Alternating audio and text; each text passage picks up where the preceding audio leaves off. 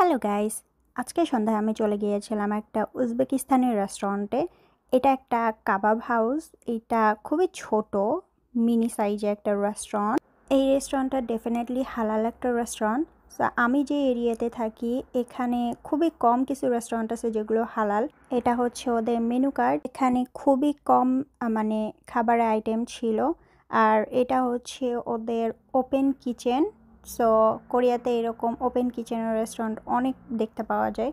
So আমি আমার পার্সেলটা নিয়ে বাসায় চলে আসি। এটা দেখতে বেশ ইয়ামি ছিল। সো ওরা একটা সস এখানে প্রোভাইড করে। পুরো খাবারটা মজা ছিল। এখানে কিছু বাঁধাকপি দিছে। কোরিয়াতে কিন্তু সালাদ হিসেবে বাঁধাকপিটা ইউজ করা হয়। পুরো খাবারটার মধ্যে টোটালি ঝাল ছিল না, যেহেতু আমরা বাঙালি একটু স্পাইসি ফুড বেশি পছন্দ করি। সেক্ষেত্রে খাবারটা আমার কাছে খুবই অ্যাভারেজ লাগছে, বাট মজার। সো যাই হোক, আজকের জন্য এই পর্যন্ত। দেখা হবে নেক্সট ব্লগে। আল্লাহ হাফেজ।